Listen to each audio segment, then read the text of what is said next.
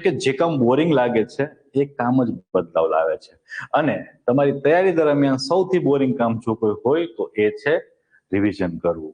હા, પહેલી વખત વાંચવામાં જિજ્ઞાસા હશે, નવું નવું જાણવાની, એટલે વાંચવાની મજા આવશે, પરંતુ બીજી વખત વાંચવું હોય એ થોડું કંટાળાજનક કામ છે. પરંતુ રિવિઝન વિના પાસ નથી થવાતું, બધાને ખબર છે. અને રિવિઝનની એક વૈજ્ઞાનિક ટેકનિક હોવી જોઈએ. એ વૈજ્ઞાનિક ટેકનિક કંઈક આ પ્રમાણે હશે. જો આ પ્રમાણે તમે વાંચશો તો આપોઆપ તમારી બુકો તમારી કંઠસ્થ થઈ જશે.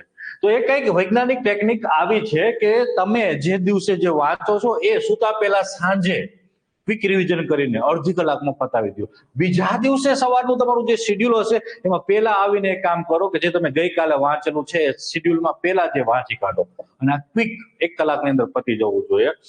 અઠવાડિયામાં એક દિવસ એવો રાખો કે જે સંપૂર્ણ અઠવાડિયા દરમિયાન તમે જે વાંચ્યું છે એનું રિવિઝન થઈ જાય.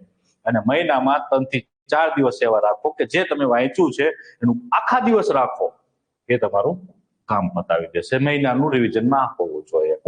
અને છેલ્લું રિવિઝન તમારી પરીક્ષાના અઠવાડિયા 10 દિવસ 15 દિવસ પહેલા હોવું જોઈએ. અને એના માટે શોર્ટ નોટ્સ જોશે. તમે જે બનાવેલી છે તમારી પોતાની નોટ્સ હોવી જોઈએ અને એ નોટ રિવિઝન કરવાની છે. ડેટા ફેક્ટ થી એ કામ તમારે લેવાનું છે. ડેટા ફેક્ટ યાદ રાખેલા હોય છે એ છેલ્લે તમારે રિવિઝન કરવાનું હોય છે.